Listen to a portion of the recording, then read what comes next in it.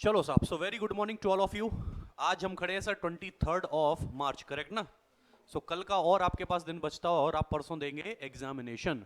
सो अभी तक हमने क्या क्या कर लिया सर? सारे चैप्टर्स का रिवीजन हो गया है, हमने 50 एमसीक्यू भी करे थे, और कल हमने असर्शन और रीजंस भी देखे थे, और लास्ट आज जो हम कर रहे हैं वो कर रहे हैं सर केस स्टडीज सॉल्व।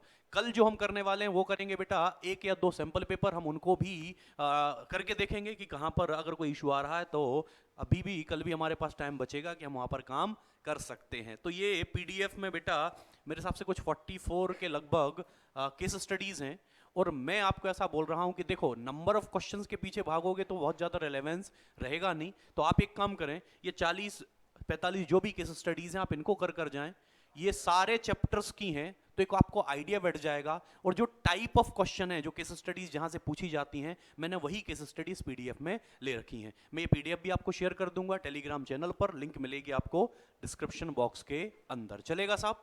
चलें सर, शुरू करते हैं। देखो करो क्या, एक रफ पेज रख लो आप सामने, केस स्टडी पढ़ते जाओ, आपके जो आंसर्स आए आप लिखते जाओ, और आंसर मैंने खैर इसमें डाल रखे हैं ऑलरेडी। अगर आपका भी आंसर वही आ रहा है तो आप ये पाएंगे कि आपके 12 चैप्टर बिल्कुल कंप्लीट हैं। ये आई थिंक 40-50 मिनट्स मुझे लगता है कि ये वीडियो जाएगा। सो वीडियो की लेंथ को ना देखें, वीडियो की क्वालिटी में चले जाएं, आपका 100% काम हो जाएगा आने वाले पेपर के लिए। चलें साहब, शुरुआत करते हैं सर। सबसे पहला क्वेश्चन पढ़ना चालू करें sir. Dheeraj is working as an operation manager in Tifco limited, name the manager level at which he is working. मैंने आपको बोला था ये क्वेश्चन ऐसा आता है कि वो आपका पर्सन का नाम बताएंगे, कौन से लेवल पर काम कर रहा है वो आपको आइडेंटिफाई करना पड़ता है। बिल्कुल स्टैंडर्ड क्वेश्चन है साहब। सो स्टेट एनी फोर फंक्शन, और ये मैंने आपको साथ में बोला था कि जिस भी आप लेवल ऑफ मैनेजमेंट को आइडेंटिफाई करते हैं वो बोलते हैं उसके कोई 3 या 4 फंक्शंस भी लिखें। सो सर ऑपरेशन मैनेजर है, और मैनेजर जनरली मैंने बोला था कहां पर काम करते हैं? मिडिल लेवल मैनेजमेंट लेवल पर। So Dheeraj is working as a middle level management. आपको मिडिल लेवल मैनेजमेंट के कोई 3-4 फंक्शंस भी लिखने हैं, तो आप एक बार रीड कर सकते हैं, यहां पर फंक्शंस लिखे हुए हैं। सर क्या करता है? पॉलिसी को इंटरप्रेट करता है। टॉप लेवल जो बना कर देगा उसको समझाने का काम किसका होता है? मिडिल लेवल का। मिडिल लेवल मैनेजमेंट वर्क करता है as a bridge, is a link between top and lower. Correct है ना? तो ये छोटी छोटी बातें जो आपको लिखना है, और मैं बोलूँ ना बहुत स्टैंडर्ड क्वेश्चन है ये वाला। तो मैंने यहां पर जो भी क्वेश्चन लिए हैं बहुत ज्यादा दिमाग लगाया कि भाई आपका टाइम भी वेस्ट ना हो और आपको मैक्सिमम यहां से मिल सके। Question number 2, Suraj work as a salesman a company selling pet accessories and food. He has been given a target of selling 1200 unit of food packet in a month by offering a maximum of 10% discount to his customer. Target कितना दिया है? 1200 unit का। Discount maximum कितना allow है? 10% का। In order to meet his monthly sales target, मतलब इस 1200 के टारगेट को मीट करने के लिए ऑन दी लास्ट 2 डेज, जब उसको लगा कि यार टारगेट मेरा पूरा नहीं हो पा रहा है, तो लास्ट 2 दिन में उसने क्या किया? He offers 15% discount to his customer. Allow कितना था? 10%, बट इंस्टेड ऑफ 10% उसने कितना दे दिया? 15%। क्वेश्चन ये आया, is Suraj effective in his work? Explain by giving a suitable reason in support of your answer. क्या सूरज भाई साहब जो हैं वो इफेक्टिव हैं? तो 2 ही टर्म आते हैं, one is effectiveness, second one is efficiency. दिया गया काम दिए गए वक्त में खत्म करना इज कॉल्ड इफेक्टिवनेस, और दिया गया काम मिनिमम पॉसिबल कॉस्ट में खत्म करना इज एफिशिएंसी। सर मुझे डिस्काउंट से कोई फर्क नहीं पड़ रहा, क्योंकि उन्होंने क्वेश्चन एफिशिएंसी पर नहीं पूछा है, उन्होंने पूछा क्या इफेक्टिव है। हाँ, तो दिया गया टारगेट उसने दिए गए टाइम में खत्म कर लिया है। So mister Suraj is effective. Answer लिखा है यस, सूरज इज इफेक्टिव, और आपको वही टाइम वाली लाइन लिख देनी है। चलें question number 3, Yash Limited is facing a lot of problem these days in manufacture. It manufactures electronic goods like washing machine and इतनी सारी चीजें वो बनाते हैं. The company's margin are under pressure and profit and marketing department blame production department. ये सारे department एक दूसरे को ब्लेम कर रहे हैं। मैंने आपको हिंट दी थी, जब भी किसी भी ऑर्गेनाइजेशन में ब्लेम गेम चले कि ये गलती मेरी नहीं, ये तो इसकी वजह से हुआ, वो बोले नहीं नहीं इसकी वजह से। घरों में नहीं हो जाता, कुछ नुकसान हो जाए घर का तो हम बड़े भाई को बोलेंगे, बड़ा भाई छोटे को बोलेगा। ब्लेम गेम, जब भी ऑर्गेनाइजेशन में ब्लेम गेम होता है तो आंसर होता है उसका कोऑर्डिनेशन। आंसर लिखा हुआ है व्हाट क्वालिटी ऑफ मैनेजमेंट। आप हमेशा समझो, ब्लेम गेम हो तो कोऑर्डिनेशन, अगर वो पूछें व्हाट क्वालिटी ऑफ मैनेजमेंट, तो भी आंसर क्या होता है? कोऑर्डिनेशन। तो कल को यहां ऐसा कुछ ना लिखा होता, लेकिन वो बोलते स्टेट दी या identify the quality of management जो लैकिंग है, तो भी आप आंसर क्या लिखते? कोऑर्डिनेट। ये छोटी छोटी हिंट लेकर जाना, आपके केस स्टडीज बहुत आसान हो जाएंगी। सर तो क्वालिटी ऑफ मैनेजमेंट हो गया, कोऑर्डिनेशन, क्योंकि वो एक दूसरे को ब्लेम कर रहे हैं। और मैंने आपको बोला था जब भी कोऑर्डिनेशन का क्वेश्चन आएगा, या तो वो उसके इंपॉर्टेंस पूछेगा या तो उसके फीचर्स। देखो साथ में पूछे हैं sir, GSF, growth in size, functional differentiation and specialisation. बोलो चलेगा साहब? बहुत बढ़िया। आ जाओ साहब क्वेश्चन नंबर 4। अब उल्टा कर लेते हैं एक बार, रिवर्स रीडिंग टेक्निक। पहले आपको क्या करना है? तो केस स्टडी करने का बेस्ट तरीका क्या होता है? RRT, reverse reading technique. अब केस स्टडी ऊपर से नहीं पढ़ना, पहले क्या पढ़ना है? क्वेश्चंस। क्वेश्चन के बाद पढ़ेंगे हम केस स्टडी। क्वेश्चन में क्या पूछा sir? In the context of our case identify and explain the nature of management. जैसे ही नेचर ऑफ मैनेजमेंट आए तो क्लिक हो गया, आर्ट, साइंस या प्रोफेशन। अब हम केस स्टडी पढ़ते समय ये क्वेश्चन माइंड में रखेंगे, तो केस स्टडी वन टाइम में ही सॉल्व हो जाएगी। चलो पढ़ो। Ramanujan joins an IT from a system analyst after completing his master in computer science. As the nature of his work demand, he has to work in very close coordination with all the department heads in the firm. Very soon Ramanujan realized that each department head has own individual style of working. They differ greatly in their day-to-day approach to the work. They tend to deal with a given situation, an issue or problem, though a combination of their own experience, creativity, imagination, initiatives, innovation. तो sir कहीं ना कहीं उन्होंने art से related बहुत सारी आपको बातें, क्योंकि पर्सनलाइज एप्लीकेशन होती है, क्रिएटिविटी होती है, एक्सपेरिमेंट होते हैं, थ्योरेटिकल नॉलेज होता है, तो सारी बातें रिलेटिंग टू है सर आर्ट। करेक्ट, बिल्कुल सही।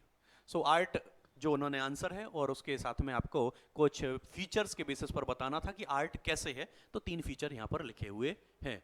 चलो साहब आगे आ जाते हैं। In your school you observe that books are kept in office, chalk in the library and office record in the staff room. Which principle of management is violated here? तो sir एक प्रिंसिपल होता है जिसका नाम है order. Order क्या बोलता है? Man and material suitable places पर होना चाहिए, जबकि यहां तो उल्टा चल रहा है। बुक्स कहां होनी चाहिए थे? लाइब्रेरी में, जबकि ऑफिस में पड़ी हैं। तो जब चीजें सही जगह पर ना हो तो प्रिंसिपल वायोलेट होता है ऑर्डर। दूसरा क्या लिखा है? How will that affect the achievement of school objective? Sir efficiency और इफेक्टिवनेस को इंपैक्ट करेगा। ऑब्जेक्ट को अचीव नहीं कर पाएंगे। As a manager what step will you take to rectify the shortcoming? क्या करोगे सर? सर आप ऑर्डर प्रिंसिपल को फॉलो करो और man and material suitable places पर होना चाहिए, ताकि कहीं ना कहीं एफिशिएंसी और इफेक्टिवनेस क्या हो जाए? बढ़ जाए। चलेगा साहब क्वेश्चन नंबर 5। सोनिया लिमिटेड, अच्छा नीचे से अगर पढ़ें तो identify any 3 principles of management as given by Henry Fayol, मतलब वो 14 में से 3, which were being violated, quoting the. अच्छा ये भी करना है, लाइन भी कोट करना है, ताकि तुक्का ना मारो तुम, तो ये भी उन्होंने व्यवस्था कर रखी है। तो चलो मालिक, फ्योल के 3 प्रिंसिपल जल्दी से ढूंढो। इसमें तो आंसर भी नहीं दिख रहा।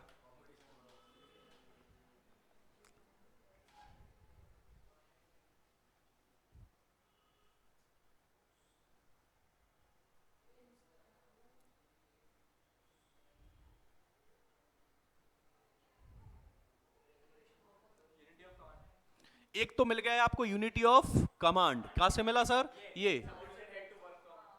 दिख रहा है क्या? ये वाली लाइन जो है,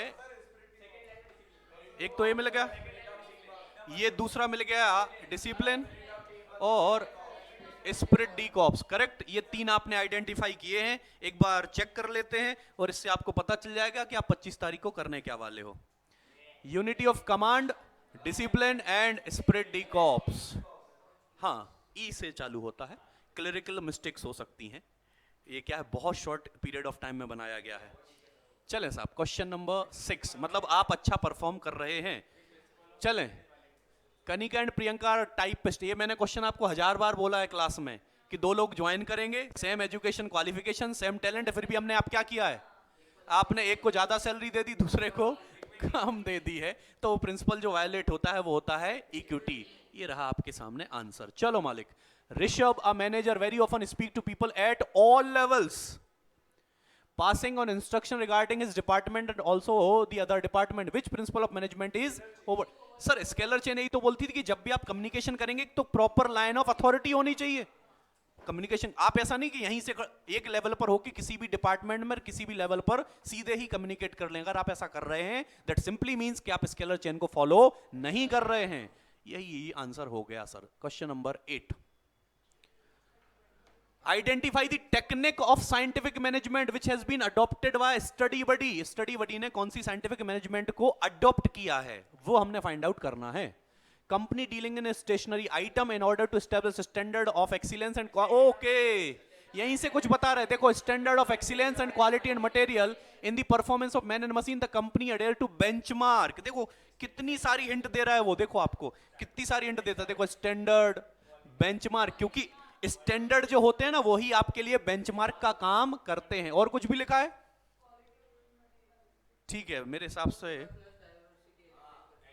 हाँ ये देखो हमने ये भी तो ये सारी चीजें आप देख लो. तो आपको आइडेंटिफाई करनी थी टेक्निक. एक होती है फंक्शनल फोरमैनशिप और उसके जस्ट बाद होती है standardisation and simplification of work. ये रही सर वो कहानी. बोलो बात समझ में आ रही? तो सिंपल ये है कि अगर आप कॉन्सेप्चुअली क्लियर हैं तो देखो लो. अच्छा आप ये मत सोचो केस स्टडीज बहुत आसान है. नहीं, ये तो अपने लेवल पर हैं. आपको आसान इसलिए लग रही हैं क्योंकि आपको चीजें आती हैं. आप समझ रहे हैं मेरी बात को? चलो साहब चलें क्वेश्चन नंबर 9. तो क्वेश्चन क्या है? आपको आइडेंटिफाई करना है environmental factor which lead to give this rise giving reason. Also 2 और अदर बताने हैं. चलो एक बार देख लेते हैं. लोकसभा इलेक्शन हुए बेटा और बॉम्बे स्टॉक एक्सचेंज क्या है? प्राइस इंडेक्स रोज बाय 1000 पॉइंट. ये हो गया इकोनॉमिक, इकोनॉमी की बात कर रहा है. और वो हो गया पॉलिटिकल. चलो स्टॉक मार्केट क्या है सर? इकोनॉमिक एनवायरनमेंट है. बट पॉलिटिकल एनवायरनमेंट कौन सा हो गया? Declaration of Lok Sabha election result. बाकी आपको 2 बताने थे तो लीगल और टेक्नोलॉजिकल अभी आप बता सकते हो. चलें नेक्स्ट क्वेश्चन.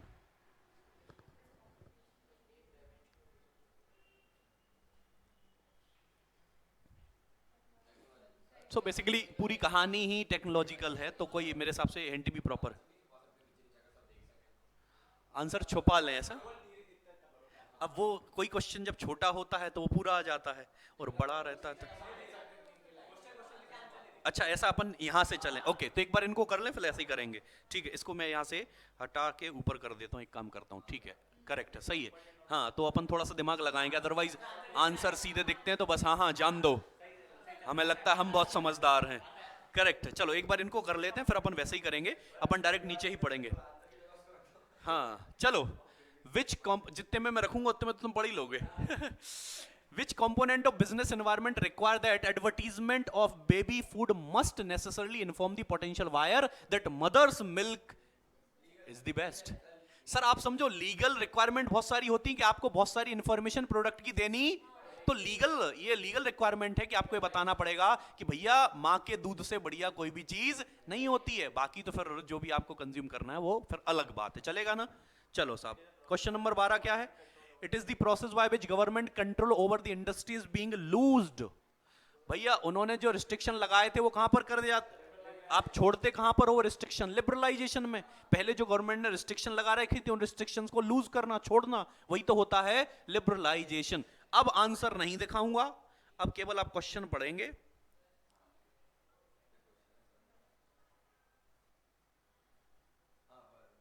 बस अब आपको डायरेक्ट क्वेश्चन नंबर 13 पढ़ना है. अब नीचे से पढ़ें अपन बेटा. रिवर्स रीडिंग टेक्निक को ही फॉलो करें. Which characteristic of management is highlighted in the above line? दूसरा क्या लिखा है?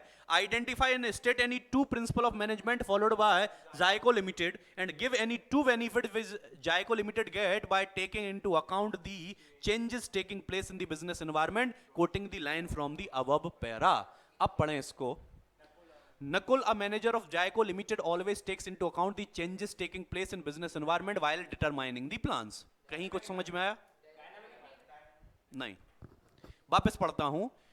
इसका जो मैनेजर है always takes into account the changes taking place in the business environment while determining plans. एक याद आ रहा है प्लानिंग, उसमें हमने करा था कि जब हम प्लान बनाते हैं तो एनवायरमेंट को भी कंसीडर करना पड़ता है. आपको बताना क्या पहले वो तो सोचो, कैरेक्टरिस्टिक्स ऑफ मैनेजमेंट, ये भी तो सोचना है कि बताना क्या है। डिसीजन मेकिंग में जब आप कंसीडर नहीं करोगे बिजनेस एनवायरनमेंट को while you are making your plan और मेकिंग एनी। चलो आगे पढ़ लेते हैं एक बार। He accepts changes readily and gives useful suggestion to his superior, which result in reduction of cost. As a result, company's profit increases. Nakul enjoy cordial relations with his co-worker and make plans in consultation with his team to achieve organizational goal. आपको क्या क्या बताना है? Characteristics of management, दूसरा बताना है identify and state two principle of management, and तीसरा बताना है गिव टू बेनिफिट जो हो रहे हैं बिजनेस एनवायरनमेंट का ध्यान रखते हुए। बढ़िया क्वेश्चन है, मजा आया? चलो साहब दीदार कर लें।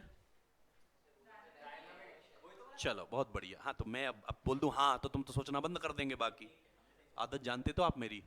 एक तो है sir management is a dynamic function, यही मतलब होता है, क्योंकि दूसरा लिखा है इनिशिएटिव्स प्रिंसिपल्स जो फॉलो किया था उसने नहीं, क्योंकि खुद क्या बोल सकते हैं, पहले ही स्टेप ले रहा है, कुछ नया करने की कोशिश कर रहा है।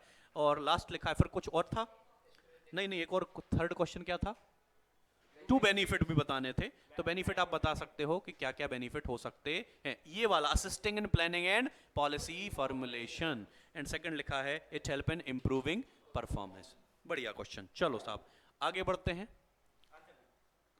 चलो आंसर बच गया है, नहीं तो बस जाने ही वाला था। चलें, सबसे पहला identify the concept of management involve. इसको पढ़कर बताना है कि कौन सा मैनेजमेंट का कॉन्सेप्ट इन्वॉल्व है। Mention the step involve in the above process by coating the lines. अच्छा आपको अगर प्रोसेस मिल जाए तो आपको मैनेजमेंट का कॉन्सेप्ट भी मिल जाएगा, क्वेश्चन पढ़ने से ये फायदा है। तीसरा टू कंप्लीट द प्रोसेस, चलो फिर प्रोसेस को करना है कंप्लीट। एक बार स्टेप ढूंढ लेते हैं तो मेरे हिसाब से पूरा क्वेश्चन सॉल्व हो जाएगा। मतलब क्वेश्चन नंबर 2 को सॉल्व करते हैं। A companies manufacturing garment, the manager want to increase profit by purchasing new high speed machine or increasing the sales price or using waste material। मतलब प्रॉफिट बढ़ाने के उसके पास 3 ऑप्शन हैं। प्रॉफिट कौन कौन से तरीके से बढ़ा सकते हैं? एक तो हाई स्पीड मशीन ले आओ, या तो सेल्स प्राइस बढ़ा दो, या तो वेस्ट मटेरियल को यूज करो स्टफ करने में टॉयज का। आगे आगे भी देखो, ही decided that using waste material to increase the profit is the best solution. तो सर अब क्वेश्चन नंबर 1 का आंसर मिला क्या? Answer is planning. चलो दूसरा क्या है, स्टेप कौन से इन्वॉल्व है? तो एक तो आइडेंटिफाइंग, और फिर एवेल्युएशन के बाद सिलेक्ट भी तो करा उसने, और बाकी आपको इस प्रोसेस को करना था कंप्लीट। आओ साहब, planning, setting objective, increasing profit, develop, क्योंकि उसके साथ ही चलेगा वो, मेकिंग सर्टेन अजम्पशंस लिखा हुआ है, आइडेंटिफाइंग, सारी चीजें जो आपने बोली थी वो लिखी हुई हैं, चलेगा। फर्दर स्टेप कौन कौन सा आएगा? Implement the plan and follow up action. ठीक है साहब, ये रहा बस। ठीक है, क्वेश्चन नंबर 15 क्या बताना है? Identify and explain the point highlighting the importance of planning mentioned in the above paragraph. आपको प्लानिंग का कोई तो इंपॉर्टेंस है जो आपको हाईलाइट करना है या आइडेंटिफाई करना है। डिस्क्राइब ब्रीफली द लिमिटेशन, एक लिमिटेशन भी है बेटा, जो लिमिटेशन भी आइडेंटिफाई करनी है। चलो एक बार देख लो जल्दी से।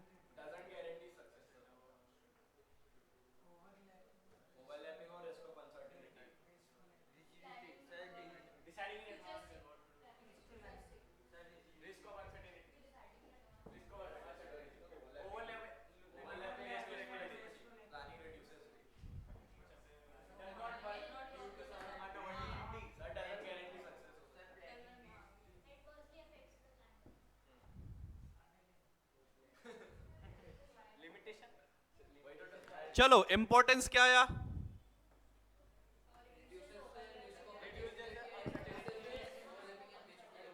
Reducing the risk of uncertainty and overlapping of activities. ठीक है, और लिमिटेशन क्या आया? आओ साहब चेक कर ले। Reduce the risk of uncertainty, avoiding overlapping and wasteful activities, and limitation क्या है sir? Planning may not work in a dynamic environment. चलेगा साहब। नेक्स्ट क्वेश्चन ये रहा, पढ़ो साहब, क्वेश्चन नंबर 16।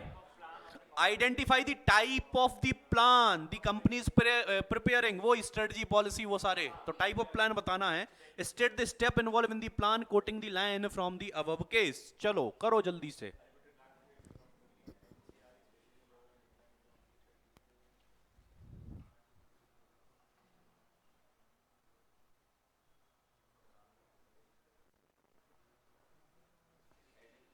चलो मिला किसी को?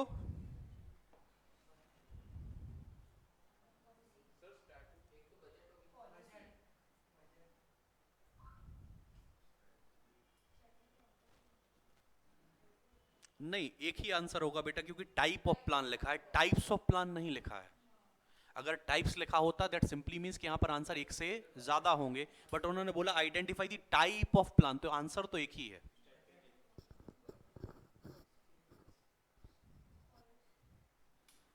चलो तो आंसर होना चाहिए पॉलिसी, कुछ लोग बोल रहे हैं, कुछ लोग बजट बोल रहे हैं। मेरे साथ बजट कहां मिल गया? अच्छा 150 लिखा दिख गया यूं। बजट का मतलब होता है एक्सपेक्टेड रिजल्ट्स के बारे में अगर कुछ दिया हो तो बजट होता है बेटा, तो बजट तो नहीं होगा आंसर,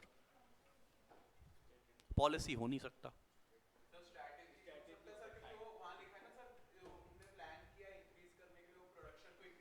चलो साहब, सो ये रहा आंसर।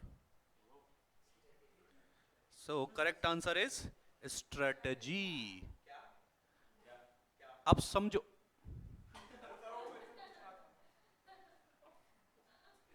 अब समझो साहब, उन्होंने बोला state the step involve in this plan, मतलब प्लानिंग के स्टेप नहीं बताने, जो आपने आइडेंटिफाई टाइप ऑफ प्लान किया ना उसके स्टेप बताने हैं आपको। मेरी बात समझ में आ रही मैं क्या बोल रहा हूं? आपको स्ट्रेटजी प्रिपेयर करने में क्या काम करने पड़ते हैं वो बताने थे, तो एक बार वो आप देख लें। Adopting a particular course of action, and दूसरा लिखा है allocating resources necessary to achieve the objective. चलेगा साहब। Question number 17। अच्छा आंसर ऊपर ही आ गया है, ठीक है, लेकिन लॉजिक एक बार ढूंढ लें, एक बार लॉजिक ढूंढ लें बेटा। आपको क्या आइडेंटिफाई करना है? विच टाइप ऑफ स्ट्रक्चर, मतलब डिविजनल या फंक्शनल। आइए साहब आंसर निकालते हैं।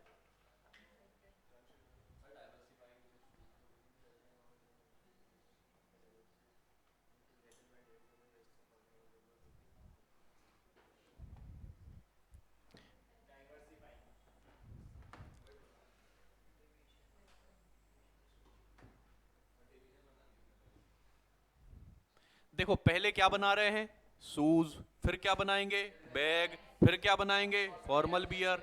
तो आप समझ लो ना, सब पूरे ही प्रोडक्ट बिल्कुल डिफरेंट हो रहे हैं, तो ये कहीं ना कहीं इनके प्रोडक्ट एक से ज्यादा हैं, दैट्स वाई उनको फॉलो करना पड़ेगा डिविजनल स्ट्रक्चर। ये रहा सर जवाब, ऑलरेडी आपको दिख रहा होगा। चलेगा, चलें नेक्स्ट क्वेश्चन जो नीचे लिखा है वो देखें एक बार।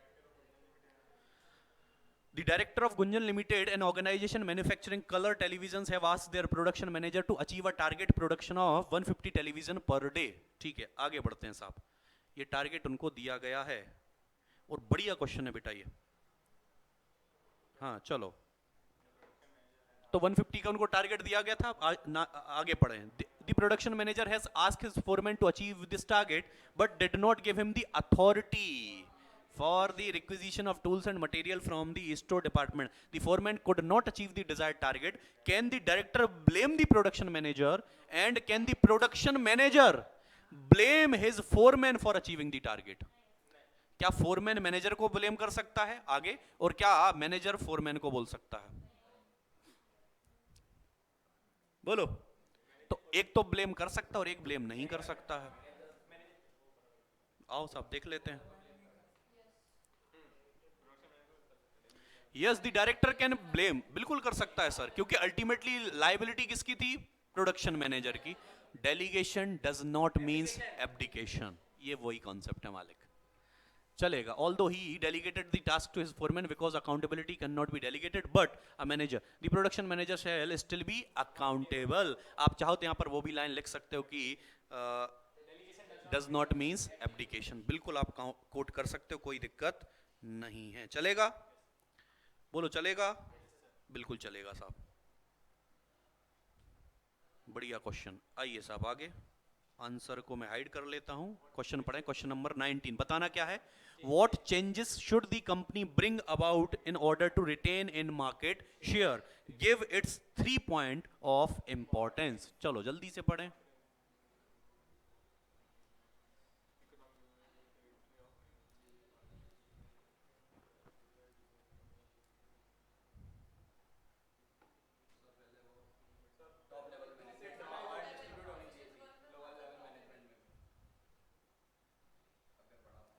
मतलब डिसेंट्रलाइजेशन की बात कर रहे हो?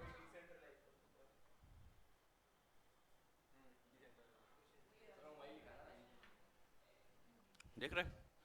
तो आंसर आया सर, उनको करना चाहिए डिसेंट्रलाइजेशन. उसके बेनिफिट क्या क्या होंगे? टॉप मैनेजमेंट थोड़ा सा रिलीव हो जाएगा. दूसरा लिखा है डेवलप इनिशिएटिव्स हो जाएंगे सबऑर्डिनेट के बीच में. और तीसरा quick decision making. Delegation decentralisation के यही बेनिफिट होते हैं. चलो क्वेश्चन नहीं नहीं नहीं नहीं हो सकता है नीचे गया हो इसका आधा. हाँ वही. चलो 1 मार्क का क्वेश्चन है तो जल्दी से करें बेटा.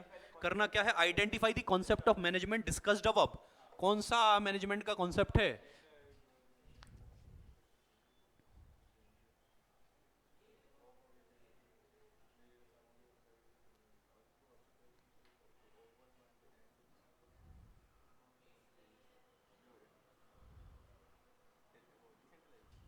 बोलो साहब. बहुत बढ़िया क्वेश्चन. बहुत बहुत बढ़िया. बोलो. बस इतना पढ़ने की क्या ही जरूरत है. मैंने आपको एक एक छोटी सी हिंट दी थी आइडेंटिफाई करने के लिए कि सर आप कैसे आइडेंटिफाई करोगे कि आंसर डेलीगेशन है कि डिसेंट्रलाइजेशन है. अच्छा आप अगर यहाँ बोलोगे, यहाँ तो देखो क्योंकि डेलीगेटिंग लिखा है, इतने सारे लोग हैं ना, इनने डेलीगेटिंग इसलिए लिख दिया कि बच्चा बोले ओ खुद ही तो बता दिया, अब हमने क्या सोचना. और वो डेलीगेशन लिख के आ जाएगा, बस वहां पर लग गई लंका. देखो आप देखो वेरियस लेवल्स. जब भी लेवल्स में अथॉरिटी का डिस्पर्सल होता है, डिस्ट्रीब्यूशन होता है, उसका आंसर होता है डी. ऐसा आप सोच रहे हैं? ये रहा सर डिसेंट्रलाइजेशन. देख रहा है, मैंने बोला कोई भी केस स्टडी ब्लैंक कभी नहीं आएगी, अपने साथ हिंट लेकर ही आएगी. शर्त यह है कि वो हिंट तुम्हें समझ में आनी चाहिए, अदरवाइज तो फिर ऐसा लगता है कि सर बड़ा पेपर टफ आ गया था. चलो नेक्स्ट. बस identify and state the type of organisation structure. मतलब आंसर होना चाहिए फंक्शनल या divisional. That should followed by the company in each case. अलग अलग केस का हमको अलग अलग आंसर देना है. पहला, Vrinda limited grows so it need to add more employees, create new department and introduce new level of management. ये आप नोट्स उठाकर देख लो, एनसीईआरटी उठाकर देख लो, एग्जैक्टली सेम लाइन लिखी हुई है. कहां पर? डिविजनल में कि फंक्शनल में? तो एक काम करते हैं, आप अपने हिसाब से थोड़ा याद रखो, फिर क्रॉस चेक करेंगे. पहले का आपका आंसर जो भी होगा आप याद रखें, ठीक है. दूसरा, large organization having diversified activities and operation require a high degree of specialization. दोनों का डिविजनल, फर्स्ट का फंक्शनल. अब मैं मेरा बता रहा हूं, मेरे हिसाब से पहले का होना चाहिए डिविजनल, दूसरे का होना चाहिए फंक्शनल. चलो चेक करते हैं. सर जब जब भी मोर एम्प्लॉइज ऐड करने पड़े, न्यू डिपार्टमेंट क्रिएट करने पड़े, नया लेवल ऑफ मैनेजमेंट इंट्रोड्यूस करना पड़े, आंसर शुड बी डिविजनल. और दूसरा मालिको सर बोल तो रहा कि मुझे ऑपरेशनल स्पेशलाइजेशन चाहिए. ऑपरेशनल स्पेशलाइजेशन फंक्शनल में चाहिए पड़ता है. बहुत बढ़िया. चलो बढ़िया चल रहा है काम. ये तो चलो ठीक है, अब आंसर आ ही गया है. Our assets walk out of the door each evening. We have to make sure that they come back in the next morning. This statement relates to which function of management? तो क्योंकि assets walk out का मतलब तो आप समझो इंसान ही बाहर जाते, मशीन थोड़ी चल के जाएगी. तो आंसर इज स्टाफिंग. चले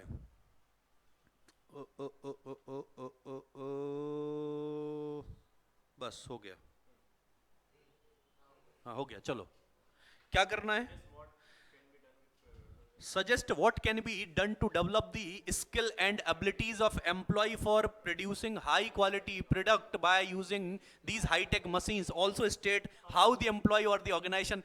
मेरे हिसाब से मुझे केस स्टडी पढ़ने की जरूरत ही नहीं है. मुझे केस स्टडी पढ़ने की जरूरत ही नहीं है। सर क्या किया जाए to develop skill and abilities? Sir दुनिया में एक ही चीज है स्किल एंड एबिलिटीज को डेवलप करने के लिए, वो होता है ट्रेनिंग। और ट्रेनिंग के बेनिफिट बताने हैं किसके रिस्पेक्ट में? ऑर्गेनाइजेशन के रिस्पेक्ट में, कि ऑर्गेनाइजेशन को क्या फायदा होगा। मैंने क्वेश्चन आपको बोला था कैसे क्वेश्चन एग्जाम में आते हैं, चलो एक बार चेक कर लें। अरे वाह, ट्रेनिंग ऑफ एम्प्लॉयज। अब फायदे क्या क्या होंगे? Wastage of effort and money बचेगा, एनहांस एम्प्लॉय प्रोडक्टिविटी होगा। फिर लिखा है equips future manager, increase employ morale and reduce absenteeism. ये सारी चीजें अपन ने ऑलरेडी डिस्कस कर रखी हैं। चलें चलो चलो चलो चलो चलो चलो, थर्ड हो गया। चलो, name the method of recruitment in the following cases. इन तीनों केसेस को आपको पढ़ना है और कौन सी मेथड यूज की जाए रिक्रूटमेंट की वो बताना है। चलें, a company get application on and off even without declaration any vacancy. अरे क्या बात है, बढ़िया question.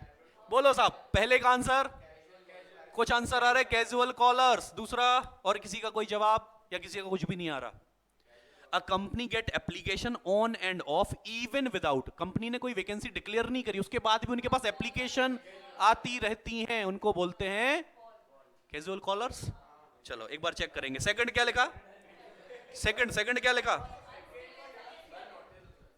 Casual vacancy of unskilled और semi skilled job when there is a rush of order और when some permanent worker are absent. Direct recruitment में भी ऐसा कुछ लिखा था, डायरेक्ट रिक्रूटमेंट में भी ऐसा कुछ लिखा था, वो तो इंटरनल है। थर्ड क्या है? Which most of the senior position of industry as well as, हाँ क्योंकि उसमें वाइड रेंज चाहिए पड़ती है। तो पहले का आपने बोला था कैजुअल कॉलर, दूसरे का बोला था डायरेक्ट रिक्रूटमेंट, तीसरे का बोला एडवर्टीजमेंट। चलो पर्दा उठाओ।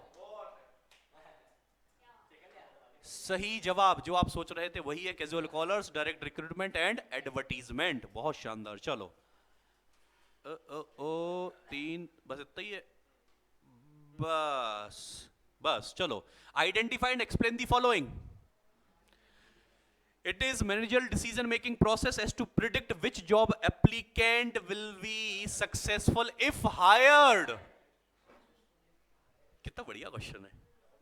हाँ एग्जैक्टली, मैं भी यही बोल रहा हूँ, समझ में ही नहीं आ रहा करना क्या है, तो समझो जब तक थोड़ा जलपान कर ले।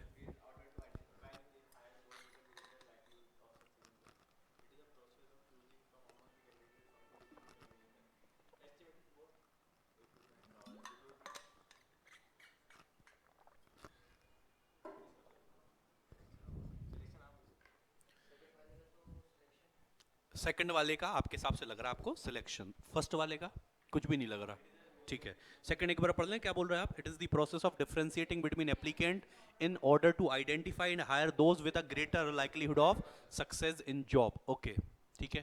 Third, choosing from the among, वो भी सिलेक्शन ही होता है, वो भी सिलेक्शन। सेकंड वाले का रिक्रूट अब चेंज हो गया है, पता चेंज क्यों हो गया? मैं बता रहा हूं चेंज क्यों हो गया। और यही तो इसमें मतलब क्या बोल सकते हैं, क्रंच है थोड़ा सा। जैसे ही आपने तीसरा क्वेश्चन पढ़ा ना और आप याद करके आए हो कि सिलेक्शन का मतलब होता है प्रोसेस ऑफ चूजिंग अमंग, जो पूल ऑफ कैंडिडेट है उसमें से चूज करना इज कॉल्ड सिलेक्शन। अब क्योंकि तीसरा सिलेक्शन है तो दूसरा हो नहीं सकता, ऐसा तुम सोच रहे हो, लेकिन ऐसा कहीं लिखा है? ऐसा कहीं लिखा है? अगर आपको अपने कॉन्सेप्ट पर पूरा भरोसा हो तो सर सारे क्वेश्चन का आंसर भी एक हो सकता है। आपको कॉन्सेप्ट पर भरोसा होना चाहिए ना। अरे मेरी बात समझ में आ रही? अच्छा मैं अगर पहले को पढ़ूं तो आप मुझे बताओ, managerial decision process is to predict which job applicant will be successful if hired. इसका आंसर सिलेक्शन हो क्यों नहीं सकता है? मेरे को भी सिलेक्शन ही लग रहा है, दूसरे का भी सिलेक्शन लग रहा है, तीसरे का भी सिलेक्शन लग रहा है।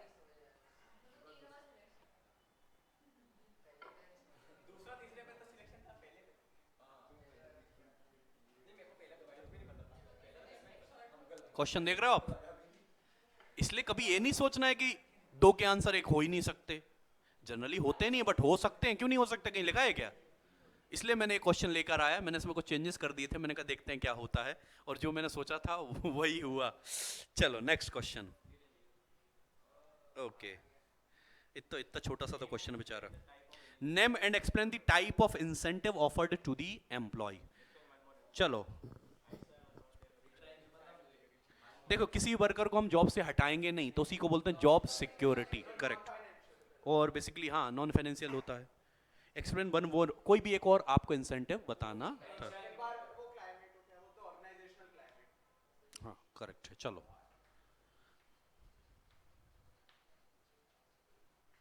ओ, अरे फिर भी आ ही गया, चलो देख लो एक बार जल्दी से पढ़ो ये।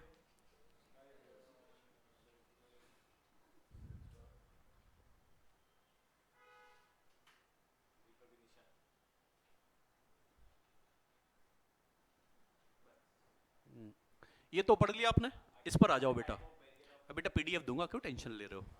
वो हर क्वेश्चन की फोटो ले रहा है, तो मैंने पीडीएफ आपके लिए बनाया है। अच्छा स्नैप डाल रहा है, तो फिर ठीक है। हाँ भले क्वेश्चन छूट जाए पढ़ने से, स्नैप नहीं चूकना चाहिए।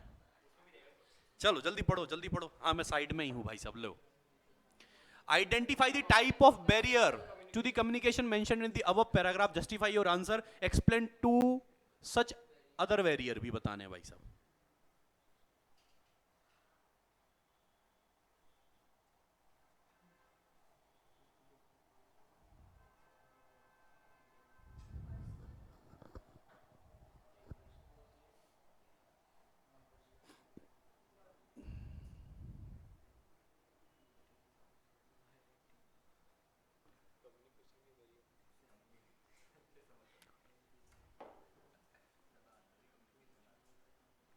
ओके देखो आप, देखो क्वेश्चन कहां से कहां तक ले गए वो है। घर से निकल रहा है तो झगड़ा वगड़ा हो गया, फिर झगड़े की उसकी टेंशन चल रही थी, ऑफिस भी पहुंच गया, ऑफिस में मीटिंग वीटिंग हो रही, लेकिन उसका ध्यान है ही नहीं उस मीटिंग पर। बताओ मालिक ये कौन सा कम्युनिकेशन का बैरियर है? पर्सनल लग रहा है, ठीक है। और एनी टू और कोई अगर बताना हो, चलो पर्सनल मान लो, सही है। फिर आगे ऑर्गेनाइजेशनल बता सकते हो, सेमेंटिक बैरियर होते हैं बहुत सारे हैं, है ना। चलो एक बार पर्दा उठाएं, बस यही तो चोट है बेटा। पर्सनल वेरियर में आप जाकर चेक करो, ऐसी कोई चीजें लिखी ही नहीं है। आपको लग रहा है कि उसका दिमाग खराब है बेचारे का, तो पर्सनल होना चाहिए, नहीं पर्सनल वेरियर में नहीं आता है। आप देखो, मेरी एक सोच है कि मुझे लगता है कि अगर मैं कम्युनिकेट करूंगा तो रिस्पॉन्सिबिलिटी मेरे को ही दे देंगे, दिस इज पर्सनल वेरियर। अपन बोलते हैं ना मैं इंटरेस्टेड ही नहीं हूं शेयर करने में इंफॉर्मेशन को, ऐसे कुछ चीजें। चलो तो बढ़िया क्वेश्चन था, एक बार इसको आप देखिएगा। हाँ बिल्कुल मिल जाएगी पीडीएफ, टेंशन मत लो बिल्कुल। चलो इसका आंसर निकालें मालिक, क्वेश्चन नंबर 29, जल्दी से पढ़ें।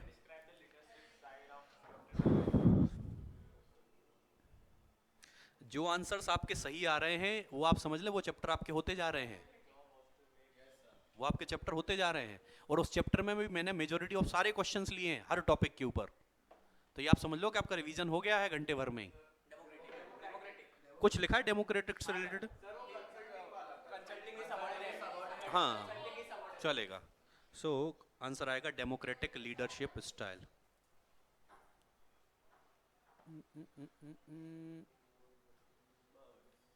बस चलो question number 30।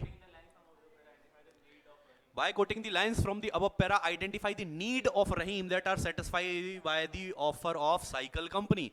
मैश्लो need hierarchy theory, उसमें से नीड को आइडेंटिफाई करना है, बहुत बढ़िया। चलो और उन जो ये आप ए में आइडेंटिफाई करोगे उसके बाद की दो और बताना है जो इसको फॉलो करेंगी। चलो साहब, और आंसर आना चाहिए बेटा।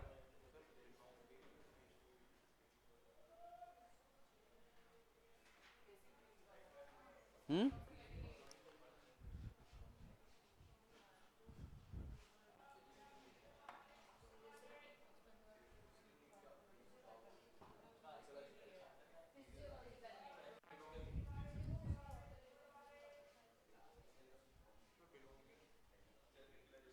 चलो बोलो जल्दी, आंसर आए होंगे किसी ना किसी के तो पहले तो वो 5 नीड भी तो याद होने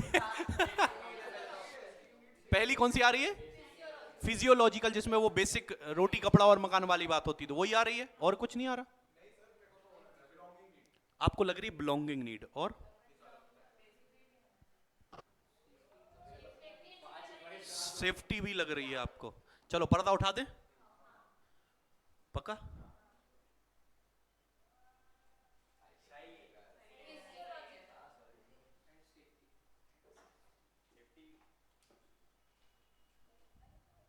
हाँ ये रहा answer. Physiological and safety and security need. आपको सोचो बात को, सेफ्टी एंड सिक्योरिटी, मुझे जॉब मिल जाए ये है बेसिक, और मुझे वो परमानेंट रहे वो है सेफ्टी। आप समझो इस बात को। तो ये कहानी आई है, और आपको दो और लिखनी थी, तो लव एंड बिलोंगिंग जो होती है वो वाली, और एस्टीम। चलो ठीक है साहब।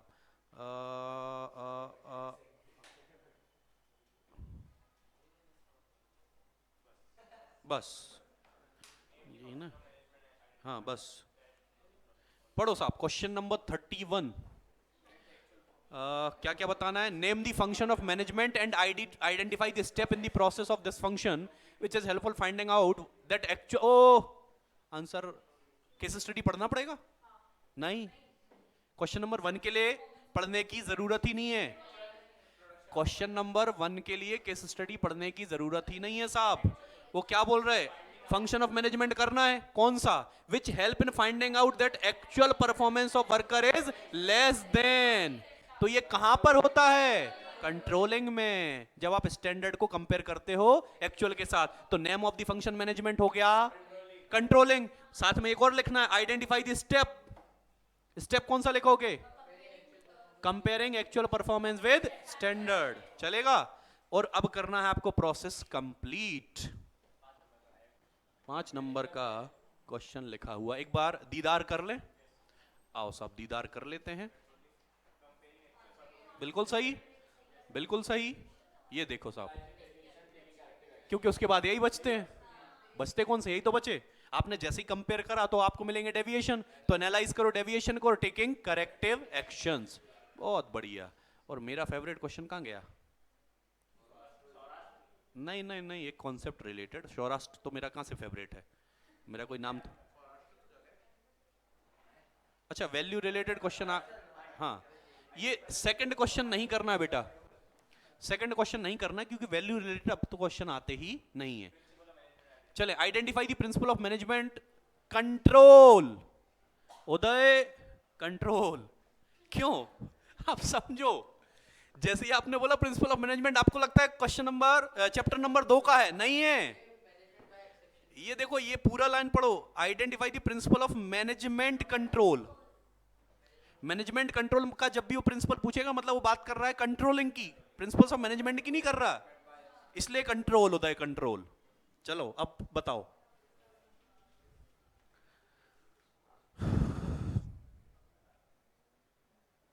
अरे यार, एक तो क्या चिल्ला चिल्ला के आंसर बता देते हैं लोग, सारी स्कीमें बता देते हैं। देखो तो, अरे यार बताओ, आंसर बताओ, आंसर बता दो, अब जल्दी आंसर बता दो, पूरा बताओ।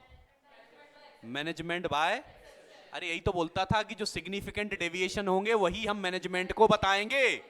अगर डेविएशन आपकी परमिसिबल लिमिट के अंदर है तो हमें मैनेजमेंट को बताने की, क्या बात समझ में आ रही? कितना बढ़िया क्वेश्चन है, बताओ यार। लो, मैनेजमेंट बाय एक्सेप्शन। चलो नेक्स्ट क्वेश्चन, ये भी मैंने आपको बताया था। You are the manager of Bharati Chemical Limited. It is reported to you that postal expenses have increased by 10%. Over standard rate and cost of raw material has increased by 2%. इन दोनों में से कौन सा क्रिटिकल है? क्या बढ़िया question देखा। इन दोनों में आपको आइडेंटिफाई करना है कि आपका की रिजल्ट एरिया कौन सा बनेगा। कॉस्ट ऑफ, सही जवाब नहीं, इंक्रीज तो वो भी हो रहा है सर। पोस्टल चार्जेस बढ़ना हमारे इतना सिग्निफिकेंट नहीं है जितना कॉस्ट ऑफ रॉ मटेरियल बढ़ना, भले वो 2 क्या 1% से भी क्यों ना बढ़ा हो, क्योंकि हमारा उससे कॉस्ट ऑफ प्रोडक्ट बढ़ने वाला है। तो हमारे लिए एक जो क्रिटिकल पॉइंट होगा वो होगा कॉस्ट ऑफ रॉ मटेरियल। चलो ये रहा sir.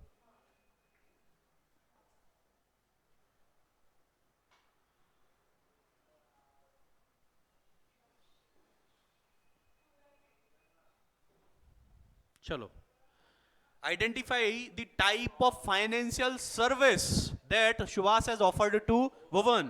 Briefly state any 4 point highlighting the importance of type of financial service.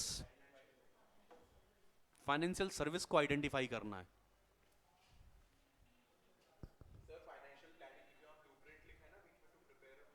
अच्छा, बच्चा बोल रहा है कि सर कहीं ब्लूप्रिंट लिखा है. ये लिखा है, देखा मैंने बोला ना कि केस स्टडी जब भी आएगी अपने साथ आंसर लेकर आएगी बेटा.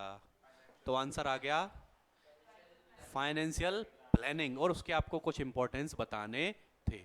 बहुत बढ़िया. चलो एक बार दीदार हो जाए. चलो ये रहा सर, ये रही फाइनेंशियल प्लानिंग. अब देखो क्या क्या फायदे हैं. तो स्मूथ रनिंग को करेगा, एंटीसिपेट आप कर सकते हो फ्यूचर, ऐसी कुछ चीजें लिखी हुई हैं. चलो 35, बस बस बस बस बस.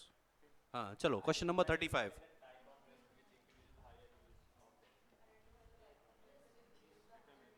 Identify and explain type of risk which increases with the higher use of. अरे आंसर आ गया यार, केस स्टडी नहीं पढ़ना है. कौन सी रिस्क होती है सर? Financial risk. अरे अपन ने रिवीजन में पढ़ा था कि डेट के साथ सर अगर आप अपने कैपिटल स्ट्रक्चर में डेट ज्यादा रखोगे तो सर कॉस्ट ऑफ कैपिटल तो कम हो जाएगी, लेकिन ऑलवेज वो लीड करेगा ज्यादा फाइनेंशियल रिस्क को. अरे हाँ, तो पहला आंसर तो हो गया. दूसरा, 4 factor because which you think the company has to decide to opt equity capital. Sir over the debt equity कब ज्यादा लेनी चाहिए वो आप देख लो. जब कॉस्ट इक्विटी की कम हो, या तो बोलो कि डेट की ज्यादा हो, जब कंपनी की कैश फ्लो पोजीशन अच्छी ना हो, जब फिक्स्ड ऑपरेटिंग कॉस्ट ऑलरेडी ज्यादा हो. तो ऐसे बहुत सारे पॉइंट हैं. आओ एक बार दीदार हो जाए साहब. ये रहा फाइनेंशियल रिस्क. देखो capital market condition, fixed operating cost, cash flow position, risk, ये सारी चीजें आप कंसीडर कर सकते हो. Next question.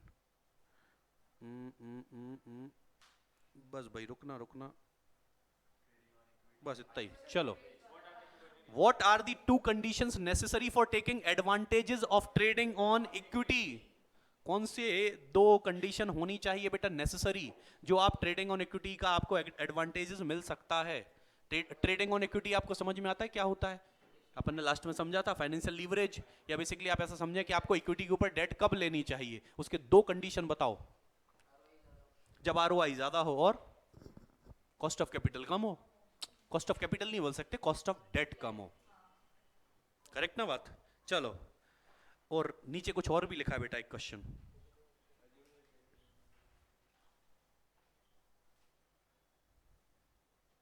बहुत बढ़िया क्वेश्चन है बेटा, थोड़ा सा दिमाग लगाने वाला.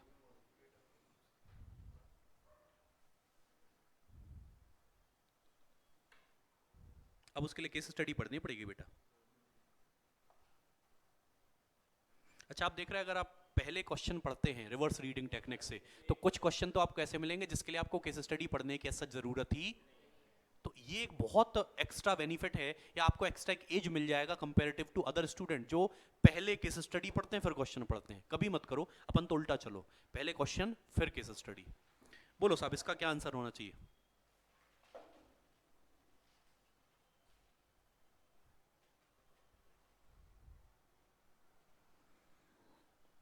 एक बार क्वेश्चन में क्या क्या डिटेल दी है वो देख लें. In order to find expense lining to raise debt capital 40 lakh through a loan of 10%, the present capital base of company का 9 लाख इक्विटी शेयर. ठीक है, द रेट ऑफ.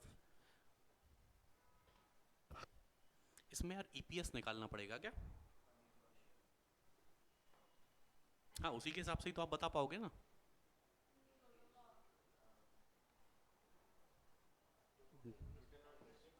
दोनों कंडीशन का ईपीएस निकाल के आपको, अगर ईपीएस बढ़ रहा होगा तो सही है, और नहीं बढ़ रहा होगा तो एक क्वेश्चन अपन ने सेम क्लास में कर रखा है बेटा. 2 कंडीशन तो ये लिखी, rate of return on investment should be more than rate of interest, and दूसरा the amount of interest paid should be tax deductible. ये 2 बातों का आपको ध्यान रखना पड़ता है. सेकंड क्वेश्चन के आंसर में आपको ईपीएस कैलकुलेट करना पड़ेगा. ईपीएस कैलकुलेट होता है earning before interest and tax minus interest तो मिलता है अर्निंग बिफोर टैक्स, माइनस करोगे टैक्स तो मिलेगा अर्निंग या profit after tax. It is divided by number of shares, share capital नहीं, नंबर ऑफ शेयर्स से आप डिवाइड करोगे आपको मिलेगा ईपीएस. अगर आप अपने एक्सपांशन के लिए से फॉर एग्जांपल डेट ले रहे हो, और आपने जब दोनों बिफोर डेट क्या था ईपीएस और आफ्टर डेट क्या था ईपीएस, अगर डेट लेने से आपका ईपीएस बढ़े तो आप क्या बोलोगे कि हाँ हमें डेट को लेना चाहिए. लेकिन डेट लेने के बाद अगर ईपीएस कम हो रहा है तो आप बोलोगे हमें डेट नहीं लेना चाहिए. इस तरीके से इसको सॉल्व करना था. चलेगा? आइए साहब क्वेश्चन नंबर 37. बस आंसर नीचे ही है। Identify and state the process. दूसरा क्या लिखा, also give two reasons to Supriya why dealing with the shares in physical form had been stopped. और क्या बात है, बढ़िया क्वेश्चन। तो कहीं ना कहीं क्वेश्चन तो फाइनेंशियल मार्केट से रिलेटेड है, तो प्रोसेस होनी चाहिए सर, एक बार देख लेते हैं।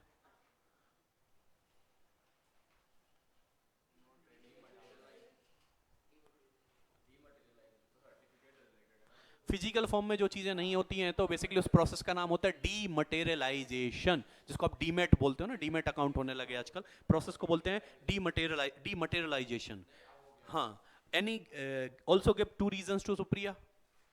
और लास्ट आपको बताना why dealing with share physical form has been stop, क्योंकि चोरी हो जाते थे, खराब हो जाते थे, फट जाते थे चीजें। तो ये क्वेश्चन का रहा आंसर। ये देखें, चलो next next next next next next 38 30 बस। चलो क्या क्या पूछा है, what is the other name used for fund required to meet flotation cost. बढ़िया क्वेश्चन बेटा, ये शायद आपके लिए हो सकता है नया क्वेश्चन हो, बट आपने सुन तो रखा होगा। What is the other name, कौन सा अदर नेम है बेटा जो आप यूज कर सकते हो फ्लोटेशन कॉस्ट को मीट करने के लिए जो पैसा लगता है। Describe briefly the short-term instrument popularly used by the companies to raise for the fund required to meet flotation cost. Who can issue them? अरे वाह। और third, distinguish between two types of financial market that the company intend to approach to meet its financial need. Market के तो दो ही type होते हैं, कौन सा? Money market and capital market. अगर कैपिटल मार्केट के दो टाइप पूछेंगे तो आप बोलोगे प्राइमरी एंड सेकेंडरी। उन्होंने फाइनेंशियल मार्केट के पूछे तो money market and capital market. अब दो जो ऊपर 1 और 2 है बेटा वो सॉल्व करना है। फ्लोटेशन कॉस्ट को मीट करने के लिए जो फंड यूज होता है उसका अदर नेम होता है बेटा ब्रिज फाइनेंसिंग, उसको बोलते हैं ब्रिज फाइनेंसिंग। आप टेंशन मत लो, आंसर लिखे हैं बेटा, ये रहे देखो ब्रिज फाइनेंसिंग। और दूसरे का आंसर क्या होगा सर, कमर्शियल पेपर। कौन इशू करता है कमर्शियल पेपर? तो यूज क्रेडिट वर्दी जो कंपनीज होती हैं वही होते हैं, और शॉर्ट टर्म के लिए चाहिए क्योंकि फ्लोटेशन कॉस्ट को मीट करना है बेटा, तो शॉर्ट टर्म के लिए पैसा चाहिए, तो आप यूज भी करोगे शॉर्ट टर्म कैपिटल वाले पैसे या शॉर्ट टर्म मार्केट, जिसको आप मनी मार्केट इंस्ट्रूमेंट बोल सकते हो। चलेगा साहब? आइए साहब क्वेश्चन नंबर 39 का पढ़ें एक बार, नीचे देखो एक बार, अब एक बार आंसर ही देख लो आप, कोई दिक्कत नहीं।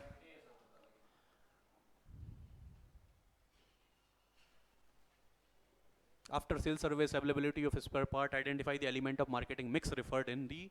तो बेटा ये प्रोडक्ट में ही आता है, प्रोडक्ट में क्या क्या आता है, goods service benefit after sale service. अगर आपने प्रोडक्ट की डेफिनेशन आपको याद हो तो इसमें सारी चीजें आती हैं, तो मार्केटिंग मिक्स का एलिमेंट है यहाँ पर प्रोडक्ट। वैसे भी प्राइस प्लेस प्रमोशन की तो यहाँ पर वैसे भी कोई बात हो ही नहीं रही है। चलें नेक्स्ट क्वेश्चन, ये बेटा फिर अगेन बढ़िया क्वेश्चन है, और एक ही क्वेश्चन में बेटा आपकी सारी जो फिलॉसफीज हैं वो हो जाएंगी, तो इसलिए मैंने ऐसे क्वेश्चन लेकर आए हैं कि एक क्वेश्चन में ही बहुत सारा कवर हो जाए। जल्दी से करो।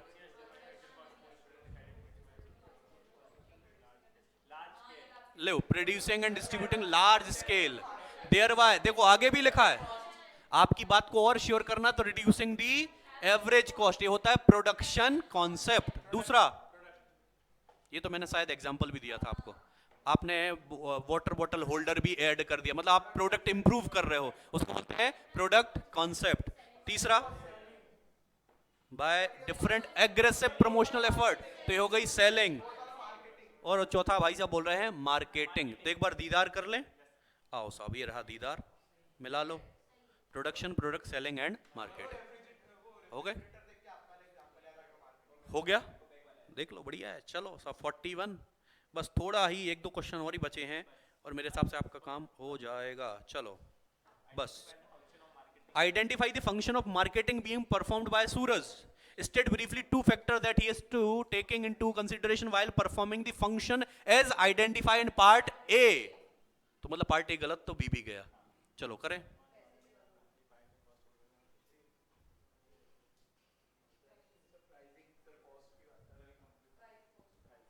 ये देखो कॉस्ट इतनी आती है, उसको इतना प्रॉफिट चाहिए, तो कौन सा फंक्शन है?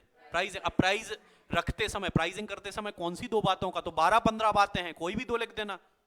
कॉस्ट है, कंपटीशन है, यूटिलिटी है, डिमांड है, कितनी सारी बातें थी। तो आंसर एक बार चेक कर लें, pricing is the function of marketing. दो बातें आपको, कॉस्ट ऑफ और डिग्री ऑफ कंपटीशन, कोई भी रख सकते हो, चलेगा। आइए साहब आगे बढ़ते हैं। हाँ लो साहब,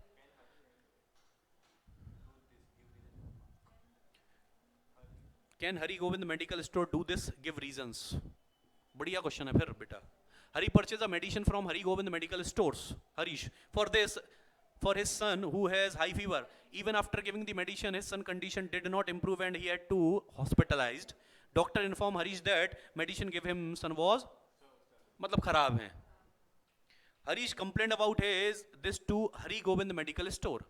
ठीक है। As a result, Hari Govind Medical Store decided to file a complaint against the manufacturer in the consumer court.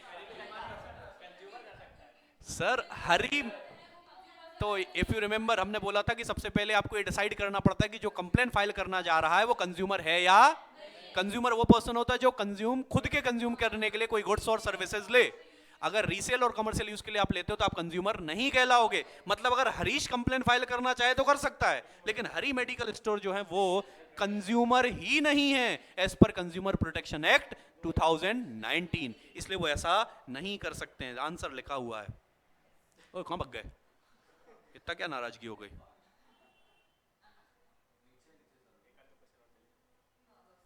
चलेगा। Last question of the day, और आपका ये समझ लो 12 चैप्टर मैंने करवा दिए हैं आपको। एक बार ऊपर का जल्दी से पढ़ो।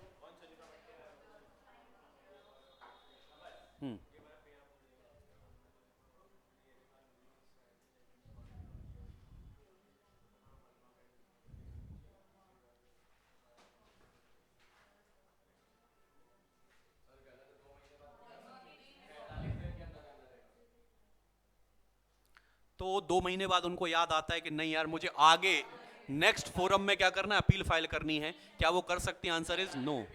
तो अभी वो एक बार लिमिट चेक कर लेना, एक 30 डेज 45 डेज, वो आपको ध्यान रखना है। मैंने क्वेश्चन करवाया था कि आपको अगर नेक्स्ट फोरम में जाना है तो समय का आपको ध्यान रखना। नहीं नहीं नहीं, सबसे पहले में 45 हो,